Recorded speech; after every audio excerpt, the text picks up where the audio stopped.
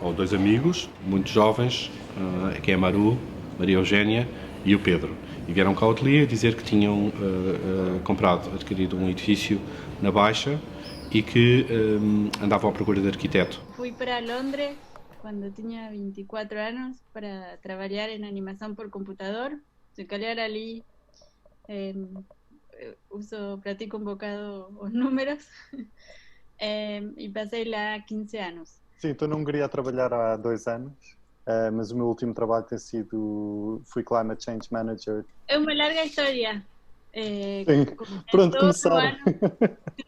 No ano 2011 estábamos a viver en Londres y yo quería, era a altura que toda a gente compraba casas, depois de trabalhar uns anos, comprar casa. Então eu pensei, eu não vou ficar em Londres e também não quero comprar mesmo uma casa, quero fazer um projeto, arranjar uma casa, algo assim.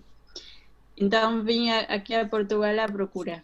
Na realidade, dois pontos aqui, que é, um deles foi, a Maru tem uma alma para o negócio espetacular e quando ela começou a ver apartamentos em Londres e na realidade na altura a proporção era comprar um T1 em Londres, em zona 1, 2, ou se calhar periferia de zona 1 e zona 2, ou comprar um prédio em Lisboa. Estamos a viver nessa altura o período 2008-2014, que é o pico da crise em Portugal e do estrangulamento da Troika, etc. E a Maru ficava tipo, pá, como é que é possível? Não, isto...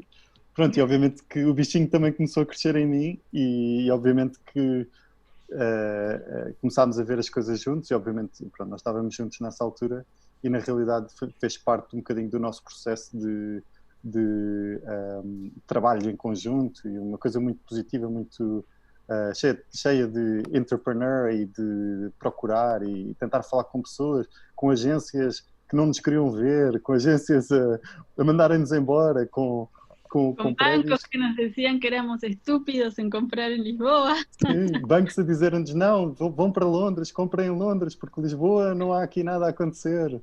Bom, nós não tínhamos contatos aqui em Portugal, não conhecíamos ninguém. Nós tínhamos, foi basicamente por uma pesquisa pela net, de ver projetos similares aqui. Ele tinha feito um projeto em um edifício pombalino também, que se chamava Baixa House.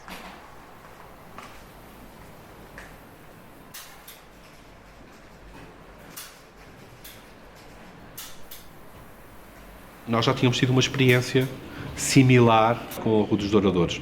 Nós a esse edifício chamamos Fanqueiros e que também foi a reabilitação total de um edifício pombalino. E nós trabalhámos durante 3 ou 4 anos no edifício dos Fanqueiros e adquirimos muita experiência e ficou impecável, ganhou vários prémios. Foi um edifício importante na altura porque decidiu atuar no património, não procurando fazer um restauro do património, mas assumindo as diferentes camadas de atuação que o edifício teve ao longo do tempo e em fazer uma nova alteração ou atualização do edifício de acordo com os padrões contemporâneos de uma vivência como nós temos todos os dias, e de conforto, mas incluindo essa história toda e pensando também que a nossa intervenção como arquitetos agora desta década não será a última. Daqui a 10 anos ou daqui a 20 ou 30 anos chegarão outras pessoas que farão outra transformação no edifício, isto é, os edifícios são quase como seres vivos que vão crescendo e vão se transformando.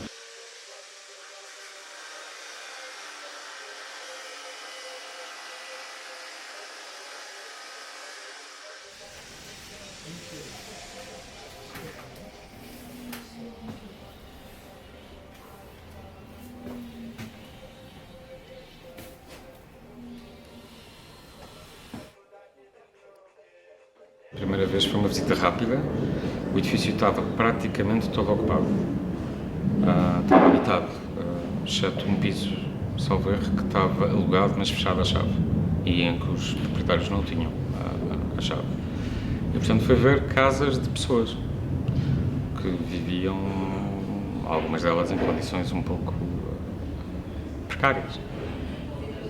Mas foi uma experiência interessante. Era bonito o edifício, muito escuro. O outro ponto é a descoberta do prédio da antiga Casa da Pessoa, dos Douradores, com a Rua de Santa Justa. É uma descoberta muito interessante, porque tem sido sempre uma surpresa. E um bocadinho a nossa atitude foi sempre... E vimos prédios muito maiores que pensámos que, em termos comparativos, eram mais nobres, vamos dizer. Mas a Baixa, na realidade, não é um lugar nobre, é um lugar de comércio e foi construído com um intuito prático, ou seja, é um bocadinho como o modernismo da altura. De pensar no século XVIII, em que foram as primeiras casas pré-fabricadas, em que as madeiras vinham pré-fabricadas e eram montadas. Ou seja, na realidade, pronto, e aquele prédio é super... Quando se entra, a pessoa não tem aquela monumentalidade, não tem pé direito enorme, não tem... Mas depois há uma descoberta à medida que a pessoa entra no prédio e cada apartamento é um apartamento diferente. Pronto, e isso levou-nos um bocadinho... Acho que nisso sempre tivemos exatamente no mesmo sítio, que é... Sempre imaginámos que era uma espécie de senhora antiga, que já estava antes de nós, que nós conhecemos, e que estava um bocadinho... Tinha fugas, entradas de água, tinha água a entrar no telhado, tinha plantas nas varandas com raízes até não sei onde, com muito pouco, muito maltratada. E nós dissemos, não, temos aqui qualquer coisa. E sacudimos um bocado o capote, não é? Saiu assim imensa poeira, demos-lhe um banho, curámos as feridas, que é aquilo que estamos a tentar fazer. Não tinha banho. Na realidade não havia casas de banho. Incrível pensar no século XX que haviam casas de banho no meio da Baixa, mas não haviam. Haviam casas de banho pré-fabricadas pelos inquilinos e em algumas situações não tinham ligação a nada nas varandas. Uma coisa incrível.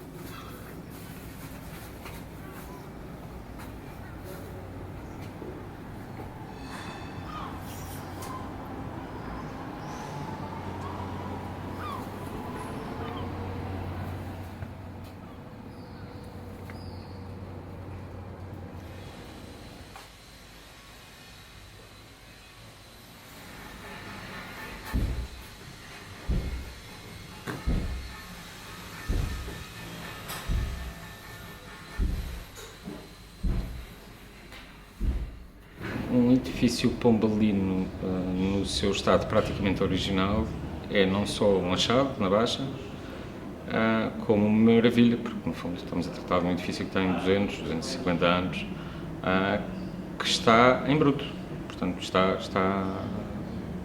estava pouco violado, digamos assim. E isso é, pelo menos para nós, do nosso ponto de vista enquanto arquitetos, altamente estimulante, porque de repente temos uma matéria que não sofreu alterações ao longo, sofreu poucas alterações.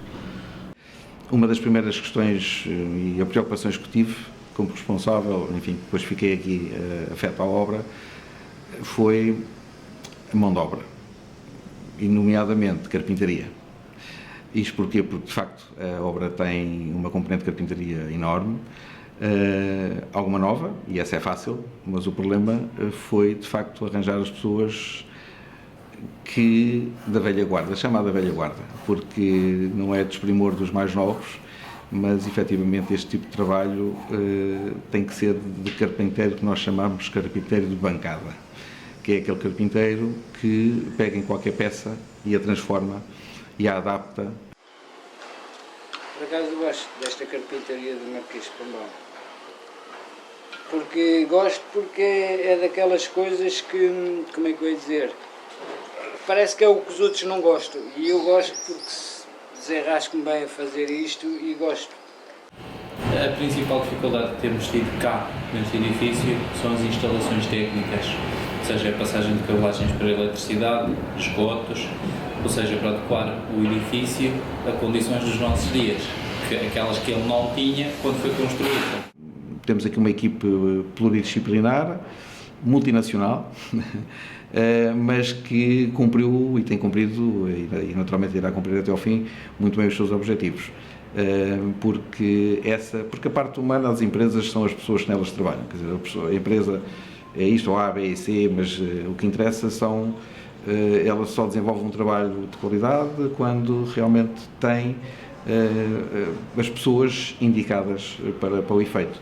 Portanto, nós entendemos que isto é uma equipa, com 3 grandes personagens, o dono de obra, o empreiteiro, o projetista e o empreiteiro. É um triângulo. E nós andamos aqui no meio, com a bola de bilhar a bater em toda e a tentar coordenar isto tudo.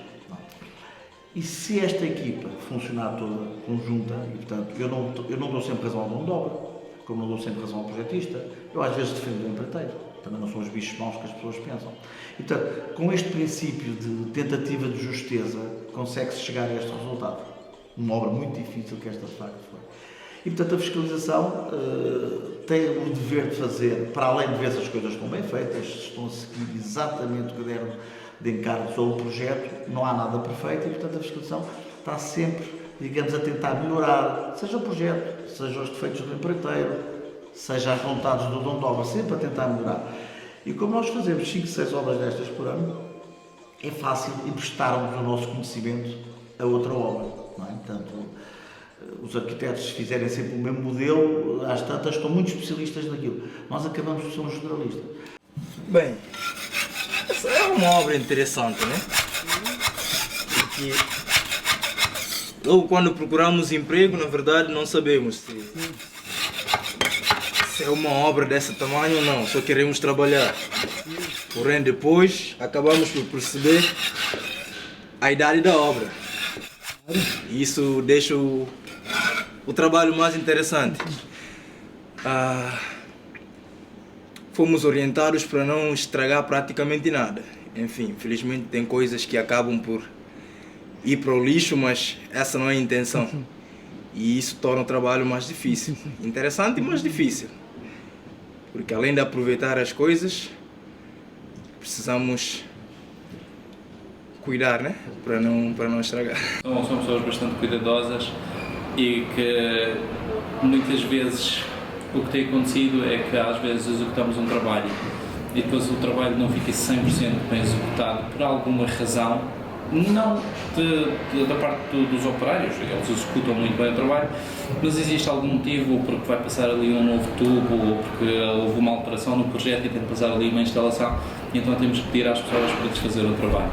E aí nessa situação noto que eles ficam um pouco chateados porque eles executam bem e depois a eles próprios custa-lhes desfazer aquilo que fizeram bem e a nós também custa-lhes ter que dizer que vão ter que desfazer aquilo, mas depois eles são muito compreensivos nesse aspecto e sabem que não vou ficar daquela maneira e voltam a fazer novamente ainda melhor do que a primeira. E essa parte é que se vê o empenho deles. Eu, como servente, acabo tendo cuidado como se fosse um especialista em certas coisas que eu faço.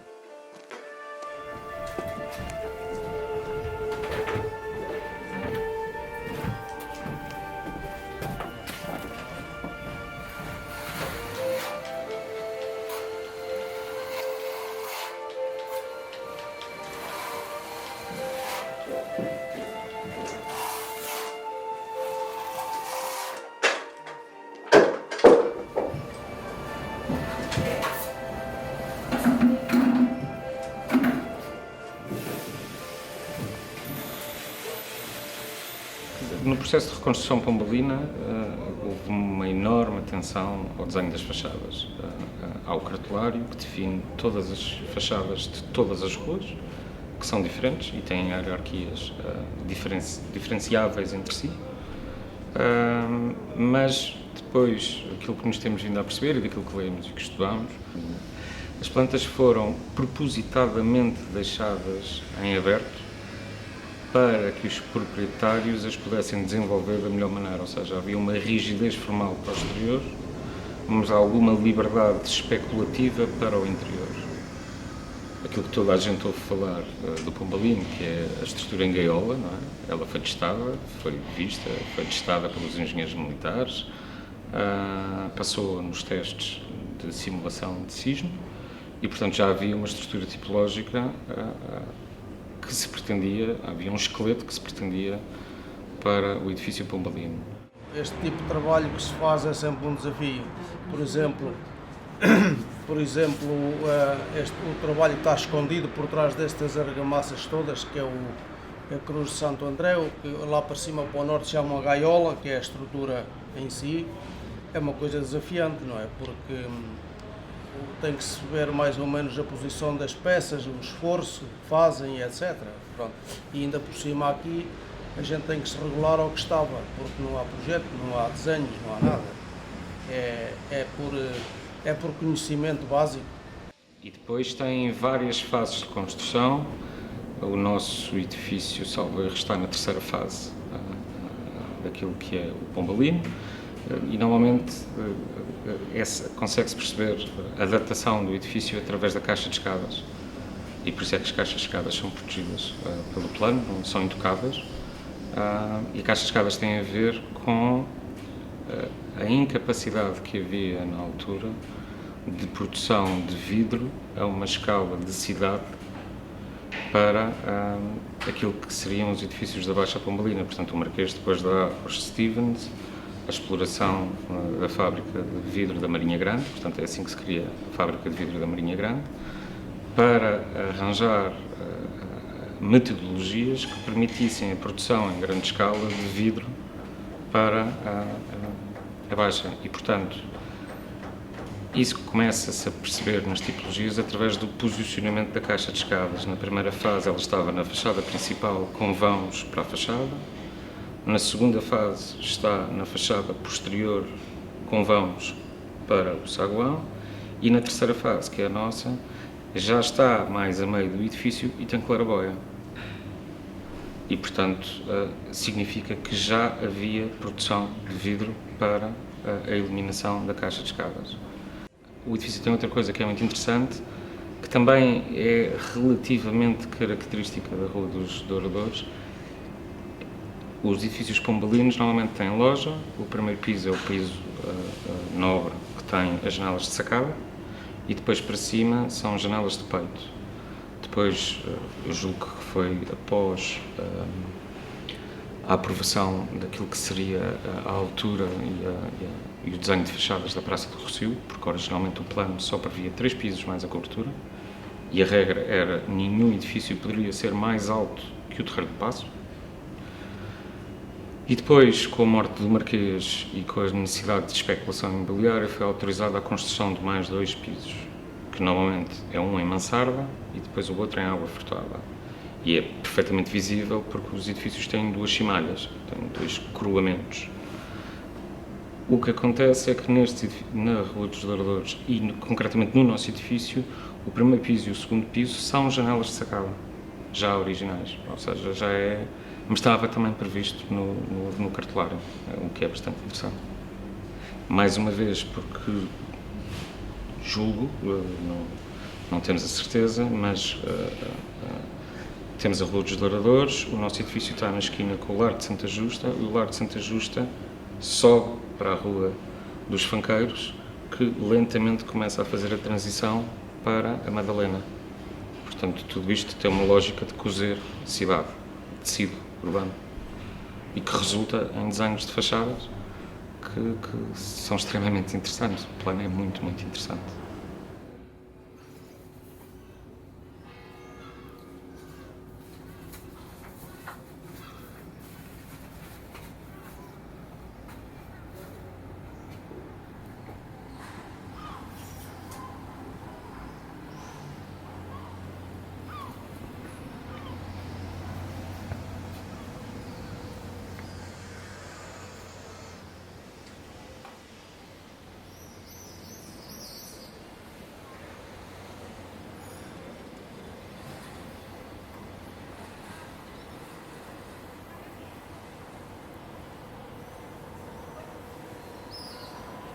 O Estado Novo congelou as rendas e então o que é que aconteceu? Um proprietário que tivesse um edifício inteiramente arrendado, a partir de uma certa altura, as rendas eram rendas razoáveis nos anos 70, mas com a inflação fez com que chegássemos ao virar do século e as rendas fossem totalmente exíguas. Imagina, um edifício da Baixa podia estar a receber de 10 apartamentos 1.000 euros por mês. As manutenções ao fim do ano podiam ser 50.000 euros. Portanto, os edifícios entraram totalmente em falência e os proprietários entraram totalmente em falência. Isto é, desvincularam-se completamente das obras necessárias que eram necessárias para fazer aos edifícios e os inquilinos passaram a viver cada vez mais em situações deploráveis porque os edifícios não tinham qualquer manutenção. Fiz tudo aqui. No meu quarto tenho papel, forrei a papel. Aquele quarto também, este também, foi tudo forrado por nós. Portanto, é só que depois a vida não se proporcionou, não voltei mais, porque acho que pediam muito dinheiro para fazer esta coisa, sabem já? Sim. E eu não o tinha. Este também foi forrado por mim. Eu já estou aqui há 40 anos.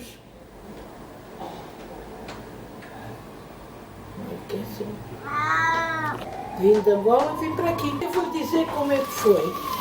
Eu tenho um cunhado que é tenente-coronel agora, mas na altura ele esteve no ultramar a prestar serviço. E acontece que eu não tinha casa e então haviam casas devolutas e esta era uma delas. E o meu cunhado fez parte do 25 de Abril. E então havia a comissão de moradores, não sei se ouviu falar. E o meu cunhado, como era lá dessa laia, foi falar com a comissão de moradores. Já. Então essa comissão de moradores veio aqui, praticamente assaltaram. Pronto, tomaram conta disto. Estava devoluto, tomaram conta disto. Eu não sabia quem era o proprietário. Portanto, andei que descobri. Fui falar com ele e contei-lhe o que é que se passava. Muito bem, foi uma simpatia. Deixe-se estar. Quando tiver o seu emprego, então a gente depois fala. Ele era doutor, era médico ortopedista. Pegou-me na mão, eu comecei a chorar porque eu não tinha 3 filhos, vim sozinha, sem ajuda de ninguém, e eu não sabia para onde é que me havia de mexer. A família é pior do que os de fora, nunca me ajudaram em nada, não é? E então, eles pegaram e entraram por aqui dentro. E eu fiquei muito envergonhada porque isso não entraram aqui para me dar a casa. Eu trouxe uns beliches, que até já estão ali para deitar fora, trouxe assim umas coisitas e a minha mobília foi nos caixotes que eu trouxe de Angola para... Neiva Vieira, o doutor Neiva Vieira, tinha umas termas dos cucos, desta zona toda, era dele. Tudo isto é dele, tudo isto. Ele tinha uma fortuna incalculável. Foi os pais dele, ou não sei quem, que lhe deixou. Veja lá. Depois, quando fui lá para agradecer, disse: doutor, eu já estou a trabalhar, deixe estar mais um tempinho. E depois disse-me: olha, paga-me só, na altura era 1000 escudos, paga-me só por isto, ainda queria-me dar a outra parte. Eu disse: não quero tanta casa, depois eu trabalho, não tenho tempo para limpar isto, não quero. Veja lá se quer. Não quero. Então vim para aqui. E então, quando eu estava a trabalhar, ele pediu-me só 1000 escudos. E andei assim muito tempo com 1000 escudos. Depois ele foi atropelado por um comboio. A cabeça saltou logo. Chorei tanto. Este senhor devo-lhe muitos favores a ele. E então, a mulher também era boa. Para mim. Para os outros não era, tinha um feitio desgraçado. Mas para mim não, foi sempre muito boa. E boa, quer dizer, não arranjava a casa. Eu de vez em quando arranjava, só que está tudo podre. Nesta última década, que fez com que as coisas mudassem totalmente, aconteceu que os edifícios, os proprietários decidissem todos vender os imóveis a pessoas ou fundos que tivessem dinheiro para chegar e fazer obras totais a um edifício. Isto é o primeiro momento na história, desde que aqueles edifícios foram construídos, que é possível fazer obras totais de recuperação das suas infraestruturas, porque até lá eram diferentes famílias que iam vivendo e abandonando, deixando, não sei o quê, por isso nunca o edifício esteve vazio desde a sua existência. Neste momento, com esta mudança de mãos de uns proprietários para os outros, os edifícios ficaram completamente vazios, as pessoas foram realojadas noutros lugares, foi possível recuperá-los de uma ponta à outra. Acabam por, com estas obras de fundo, ter outra grande possibilidade de sobreviver mais 100 ou mais 200 anos. Não é?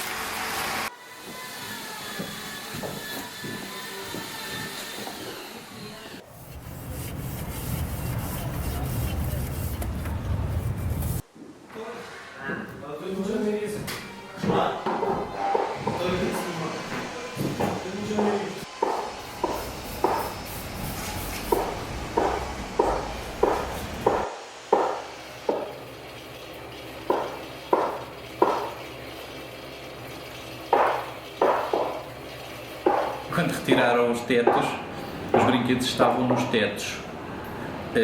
É curioso, porque nos tetos, a explicação é muito simples. Tinham era caído através dos buracos que existiam no soalho. Os buracos eram tão grandes que permitiam que os brinquedos passassem lá. E então, para a infelicidade de algumas crianças, perderam os brinquedos no soalho, ficaram lá presos até os dias de hoje. E agora os trabalhadores estão a dizer que vamos mantê-los no soalho como recordação para um dia mais tarde em que o edifício seja reabilitado novamente, esperemos daqui a muitos anos. Ter bom poder de observação, porque assim, temos que perceber como é que as coisas foram construídas na época. E depois temos que seguir aquele método de trabalho. A gente aqui, pronto, não convém alterarmos muito o que estava feito dos antigos, que era para manter a traça das coisas. Com o início do século XX e o início da infraestruturação dos edifícios, houve a necessidade de introduzir eletricidade e água potável e gás. E por onde é que as coisas sobem? Pelas caixas de escada. E nas caixas de escadas, o início, quer dizer, na esmagadora maioria dos edifícios que não foram intervencionados na Baixa Pombalina, todas as tubagens são de chumbo ainda. O que quer dizer que a estrutura de madeira mexe, como é óbvio, portanto o chumbo vai abrindo buracos e vai vertendo água pela parede, que por sua vez tem madeira também, é uma estrutura de frontal, e portanto o frontal de Tardós da escada estava praticamente todo podre. E foi uma coisa muito engraçada, foi da obra, foi uma parte muito engraçada de se seguir, que na primeira fase da obra todo o frontal das escadas foi demolido e feito de novo, ou seja, e foi todo feito em madeira. Aquilo parecia uma obra de há 200 anos, porque a última vez que se viu que a escada viu a fachada de Tardós foi quando foi construído. E, portanto, nós tivemos um retorno do edifício, o edifício ficou todo descascado, estava tudo no ar, era incrível, e havia uma enorme equipa de carpintaria a fazer os reforços, exatamente como eram feitos há 200 anos, só os pregos é que já eram industriais, porque os pregos que foram retirados ainda eram dos manuais. Andei a tirar muita madeira velha e podre, andava aí, portanto eu ainda fiz muito, descasquei muito o prédio, como se diz. Nos pisos térreos, para aumentar a capacidade e as áreas dos restaurantes, por exemplo, retiraram paredes estruturais e eles ali em baixo, tudo bem, mas lá para cima ficaram os edifícios inclinados. E, entretanto, nós tivemos que fazer duas ações que são dois tempos distintos. Os proprietários fizeram primeiro uma intervenção estrutural, foram feitos reforços estruturais em todo o edifício, e houve obras no resto de chão para ser possível alugar esse espaço a um restaurante. A partir do momento em que terminou esta fase, os proprietários começaram a receber uma renda do restaurante que permitiu ter novo apoio bancário para a segunda fase de obras. Tentando pôr-vos nos nossos pés, nós nunca fizemos um projeto deste género, não temos nenhuma experiência de empreitada ou com este tipo de cariz. Sai tudo um bocadinho de uma visão, de uma perspectiva, de uma criação, mas tentando manter, como o Maru disse, sempre o respeito pelo edifício e tentando trazer para a equipa pessoas que têm essa atitude. E pronto, e com o José Adrião foi muito fácil, a primeira conversa foi muito fácil. E mesmo as perguntas, ele percebeu que nós não percebíamos do que estávamos a fazer. E sempre foi muito positivo, de uma forma calma, assertiva, muito dando-nos alguma visão, perspectiva que ele está do nosso lado e que vamos resolver as questões à medida que as coisas vão evoluindo.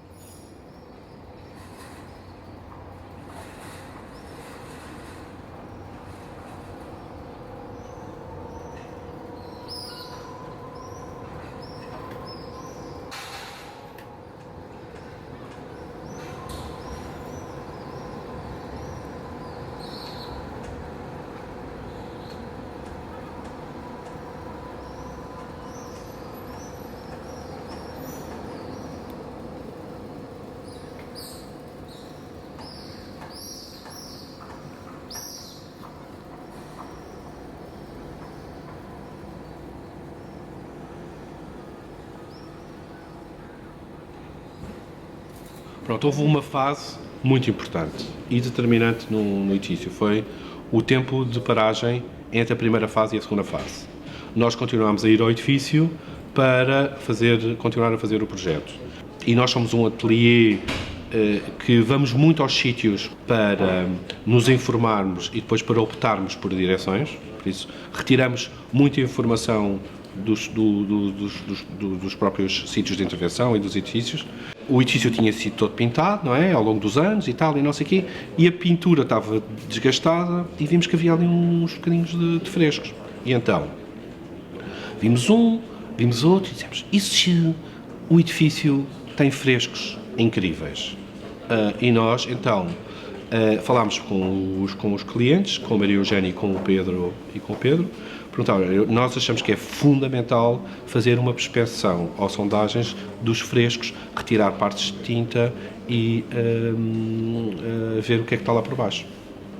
E então foi lá uma equipa de frescos, que é a equipa de frescos da Elvira, e que nos disse, vocês têm aqui uma coisa excepcional, porque em todos os pisos, em todos os apartamentos, há frescos. Nós pensávamos, bem, então, isto é fantástico. E isto aqui dá umas possibilidades de projeto incrível. Achamos nós que encontramos neste momento a história que queremos contar para o edifício. Aquele edifício podia ser um edifício exemplar na mostragem destes frescos, que são frescos do fim do século XVIII, princípio do século XIX, há várias campanhas que se sobrepõem, há depois ainda pintura a óleo sobre os frescos. Depois também havia algumas dúvidas e isso nós tivemos sempre que estar a consultar os especialistas, que era esta equipa de sondagem da Elvira que estava lá, mas quais é que são as campanhas mais importantes? É a primeira campanha? É a segunda campanha? Depois os motivos, as pinturas a óleo que foram feitas por cima também são fantásticas, portanto, o que é que se preserva? E então o que é que nós decidimos? Nós decidimos revelar tudo, por isso nem tão pouco havia dinheiro para recuperar os frescos, por isso retirámos as pinturas todas que havia por cima já, agora destas últimas décadas, por cima disto tudo. Retirámos estas pinturas todas para revelar o que estava por baixo, deixando as sucessivas camadas de frescos e de pinturas aparecer de uma forma natural. O prédio sempre teve cores muito fortes, y siempre hubo algún receio de tornar todo muy moderno y hasta minimalista, más cuando aparecían las paredes, esas cores que estaban lá eran parte da história y fue una sorpresa muy linda y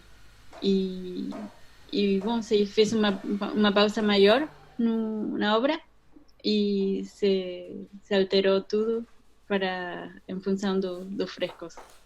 técnica é a fresco, portanto são técnicas muito boas. Aqui na casa temos técnicas a fresco e a seco. E então o que é que acontece? Eles fizeram outra campanha. Por isso, quando nós encontramos uma campanha, não destruímos para deixar a outra por baixo, só porque é mais velha. Ambas são boas, já estamos no século XXI, o que difere de uma e de outra podem ser 200 anos. Portanto, ter essa opção, só se esta estiver muito má, não se veja, não... Esse tipo de situação é que a gente remove e deixa a que está por baixo. É um bocadinho como descobrir um bocadinho a alma do edifício. Com Elvira descobrimos que na realidade a maior parte dos edifícios na Baixa têm estes frescos, ou tinham estes frescos. Para nós, aquilo que a nossa atitude foi olhar para isto como algo único, algo que está lá e que esteve lá até agora, está lá há mais de 200 anos. Quem é que somos nós para aparecer aqui no século XX só porque podemos tomar uma decisão contra os frescos? Os frescos são parte do edifício e nós queremos que seja parte do edifício. É uma parte do caráter do edifício fundamental.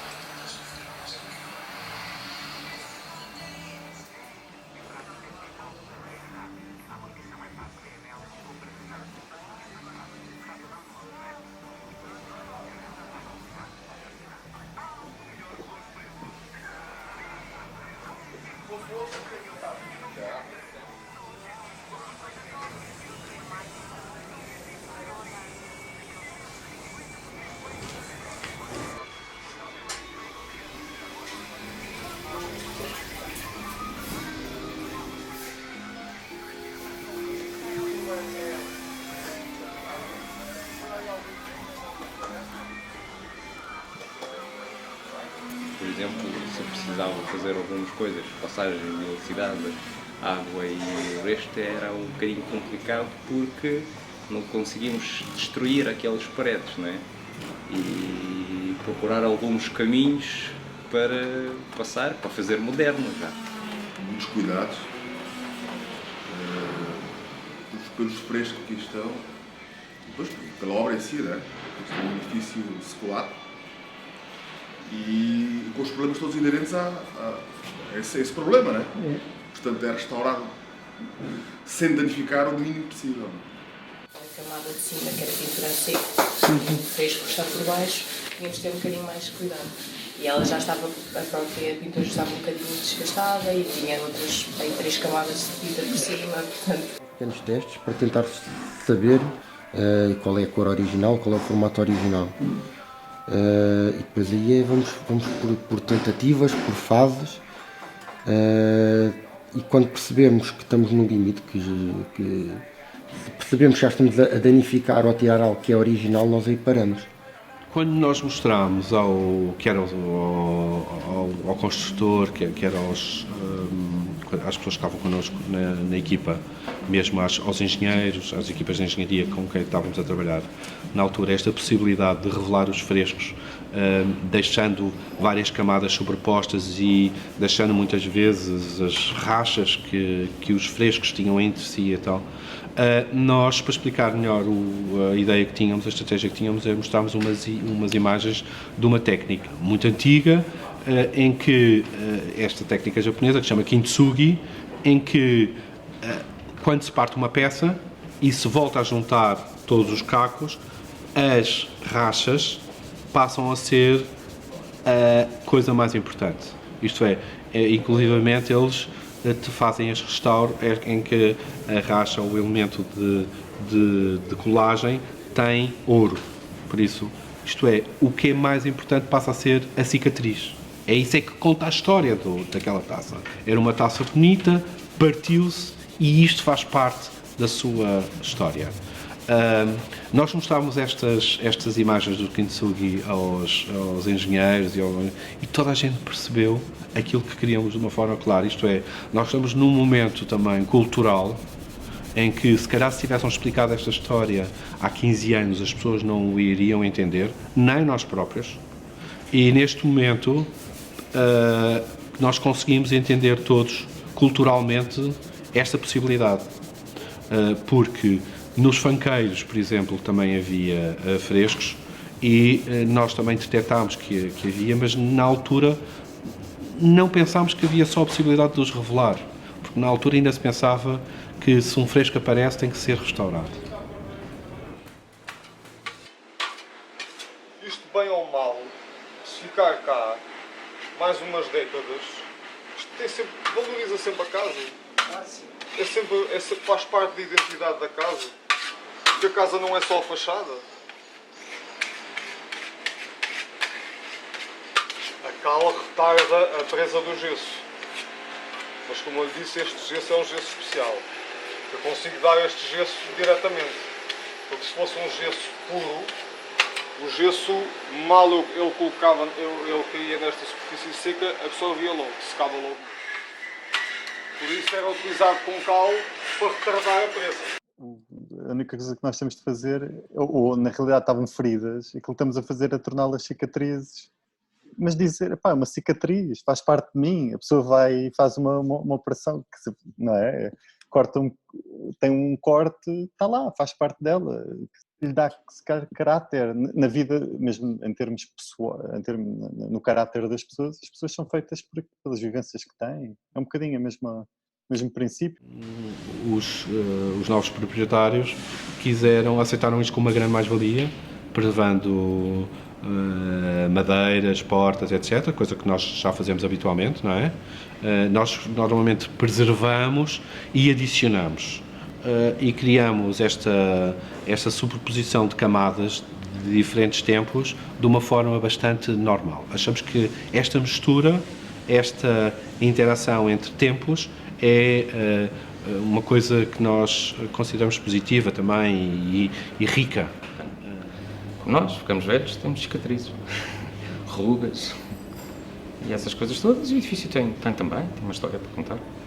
Exatamente, porque valoriza, não é? Não tenta mentir nem adulterar o que cá está e valoriza o património e o aspecto real dele.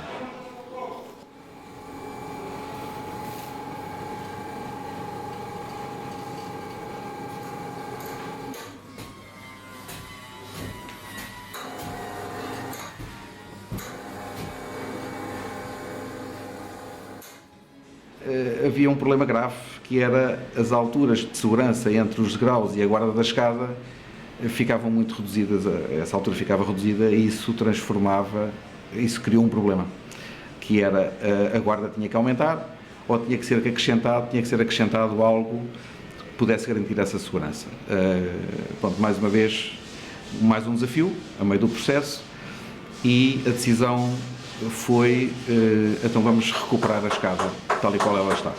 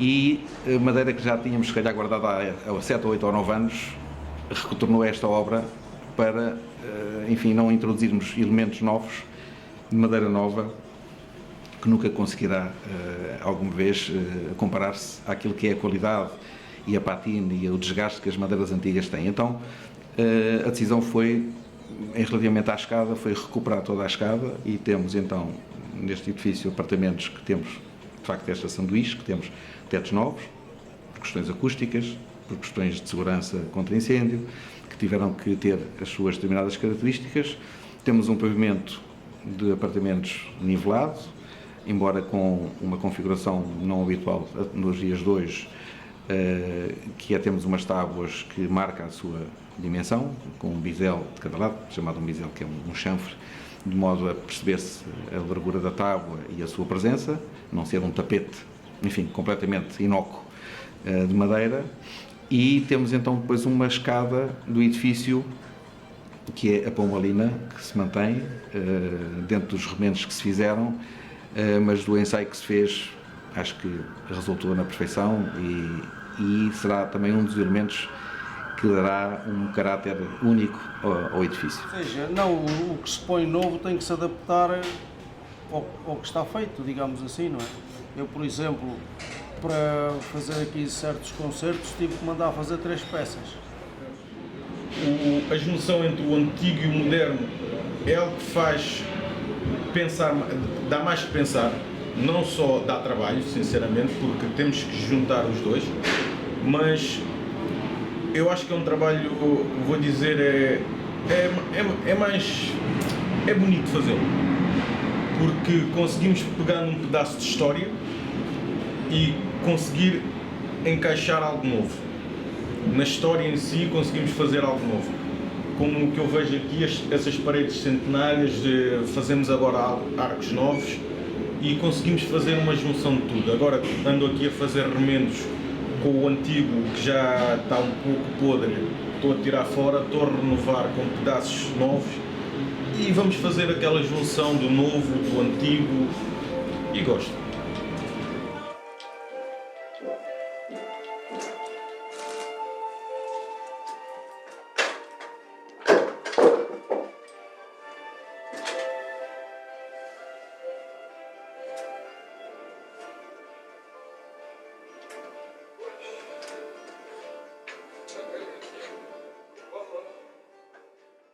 Temos portas existentes, que já lá estão há 200 anos e estão fantásticas, e com algumas imperfeições, mas nós gostamos dessas imperfeições. Se tivermos que fazer uma porta ao lado, não vamos fazer uma réplica, fazemos uma porta já nova, que tem uma leitura nova, que é uma simplificação, digamos, da porta existente. Isto é uma prima nova, mas não fazemos que a prima nova seja igual à prima antiga, não é? Elas são distintas, mas convivem bem. Pronto, sinto-me bem, assim, está a ver uma porta toda remendada e coisas, pronto, a gente, ao fim e ao cabo, deu-se vida a uma coisa que não te podia ir para o lixo, mas está aqui, e está aqui, com uns 300 anos e pode estar mais 200, se não houver águas. É engraçado. Essas portas antigas, algumas que são um bocadinho torcidas, já bastante da idade e tal, e a gente tentar levá-las ao sítio, isso não é fácil. Tem que se jogar um bocadinho com as madeiras e tal, pronto, mas tem que ser. Tem que se escolher, por exemplo, o veio das madeiras, a forma como se aplica o concerto, não pode ser feito de qualquer maneira, porque a gente tem que adaptar o que está a fazer ao que existe. Né?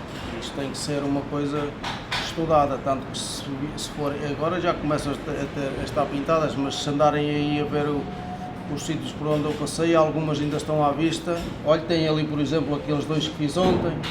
Tem aqui este que eu fiz ontem, esta pestana em volta, está a ver?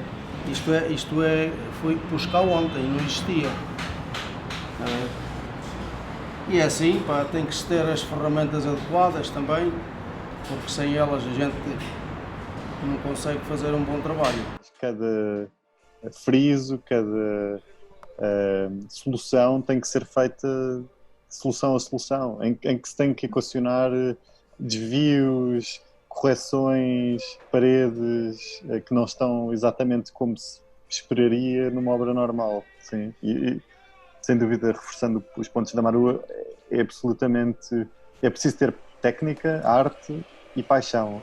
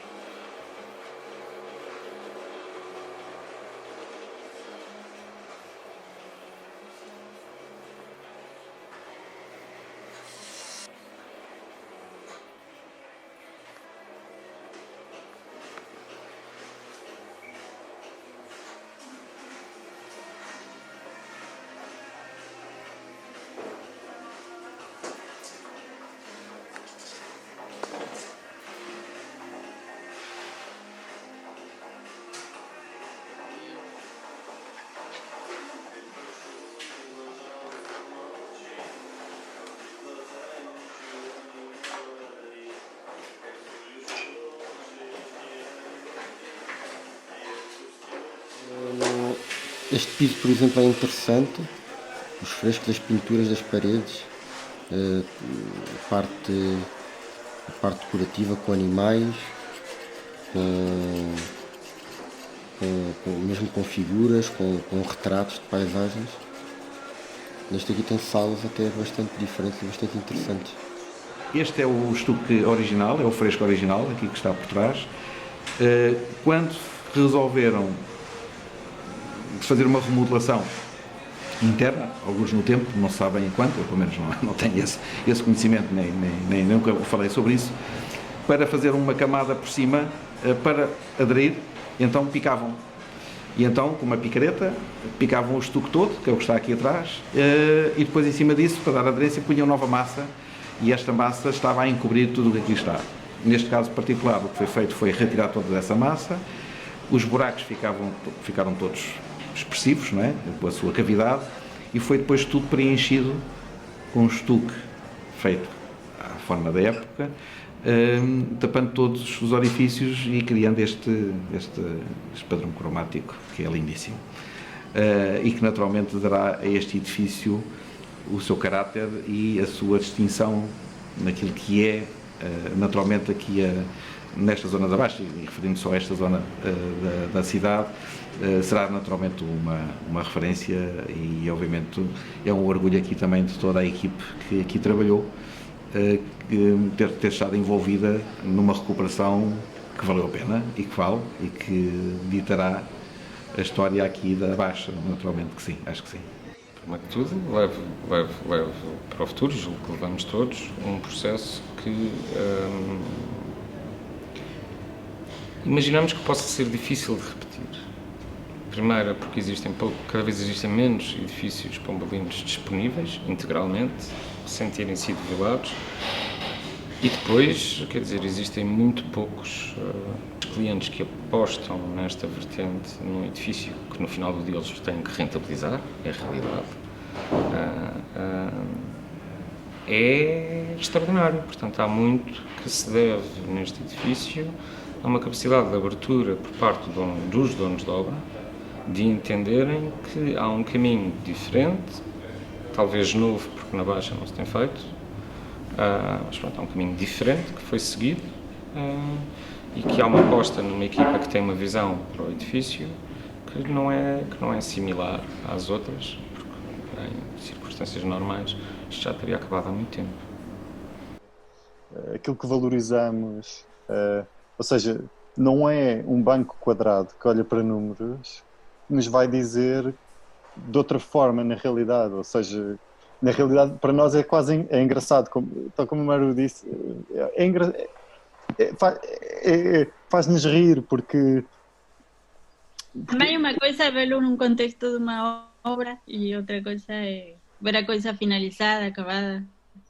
Depois Sim. temos uma ajudita lá, fizemos uma apresentação. Sim, exatamente.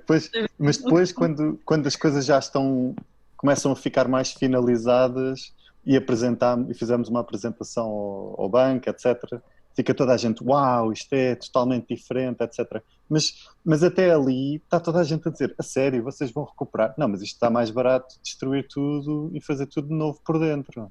Não, mas estas paredes, isto pica-se tudo e reforça-se aqui e ali, é mais simples, porque assim, pelo menos sabem que materiais é que estão, não fica velho, fica novo, porque estas pessoas hoje em dia já não querem, agora querem casas novas, isto é uma casa antiga, ninguém quer isto se calhar, pronto, e a pessoa tem que dizer, ok, está bem, gostamos muito da vossa opinião, está bem, mas não é isso não é para isso que cá estamos.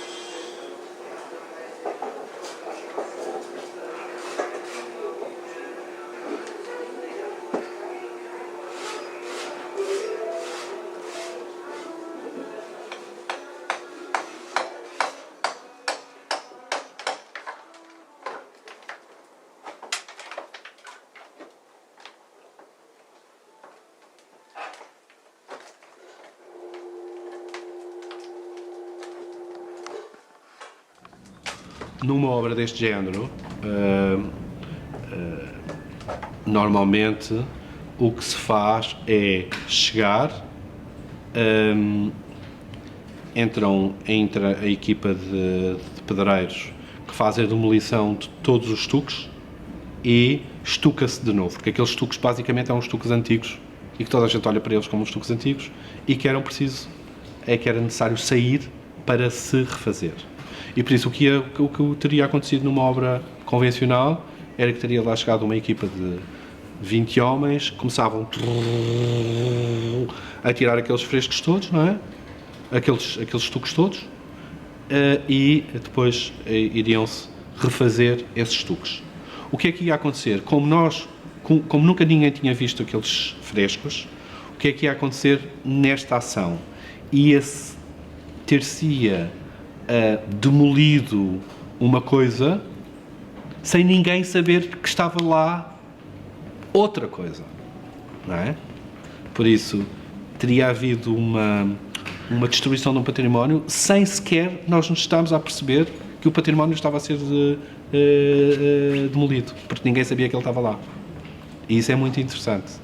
Foi esse período de pausa, foi a possibilidade de nós termos ido com calma a ver as coisas, de olhar, de estar atentos e de estar com alguma concentração sobre sobre os factos, é que nos permitiu detectar um património que eventualmente teria sido demolido sem ninguém saber que ele lá estava.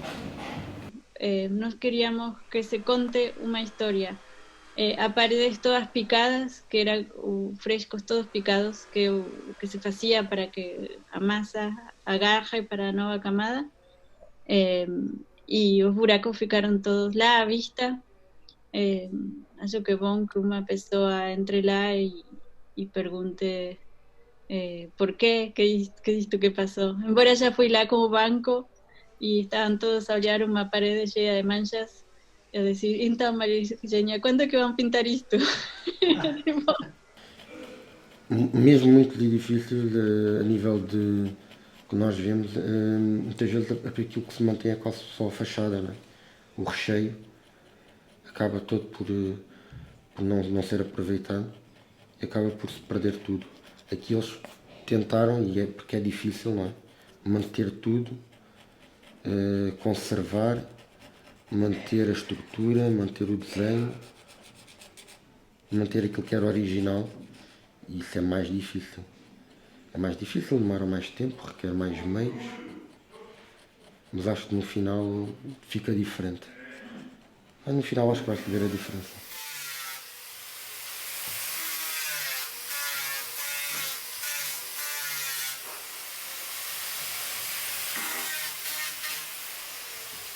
Las pessoas que estão lá é incrível, porque está todo muito focado no fresco, que é um trabalho de bisturi artesanal, mas a realidade é que o prédio está todo torto. E fazer uma parede ali não é fácil. E o trabalho dos pedreiros é incrível, o trabalho dos carpinteiros é incrível. Tenho certeza que vocês filmaram como corrigem as inclinações das portas, das paredes, tiram as ferragens, voltam a pôr. O telhado, os teitos, alguns estão tortos, mas não se percebe, mas eles arranjaram forma de encaixá-los ali. Sí, foi um orgulho ter uma equipa de quase, não sei, 20 pessoas, trabalhar por 3 anos lá. Bom, um honor trabalhar com José Adrião, mas sim, acho que vocês já falaram com eles e merece um capítulo do trabalho do pessoal da obra, dos pedreiros, dos carpinteiros. Sí, nós aprendimos imenso desse tipo de trabalho que nós nos submetemos, não sabemos nada, e que tem muito de artesanal.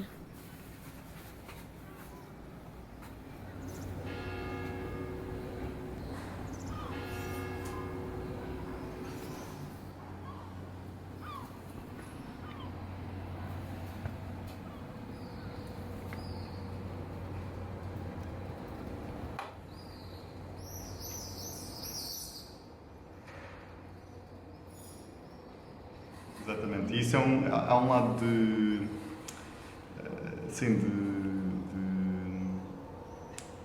chegarmos a um porto, mas também um lado de vai haver uma nova aventura a começar, por isso não fechamos um ciclo, mas abrimos outro, como em tudo na vida, na realidade, não é?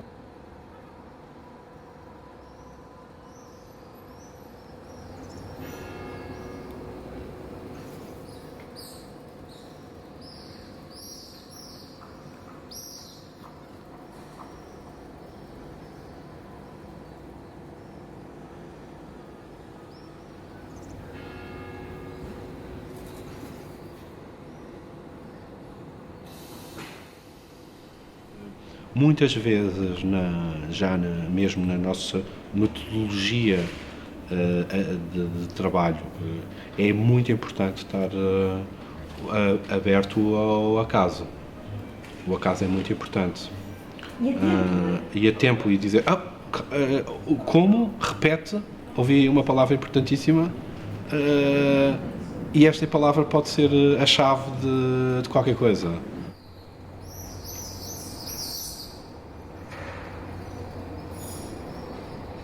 Mas não haver um tempo linear em que as coisas que são feitas agora tenham que pertençam totalmente ao nosso tempo, mas que elas contenham coisas do passado de uma forma clara, parece-nos muito interessante.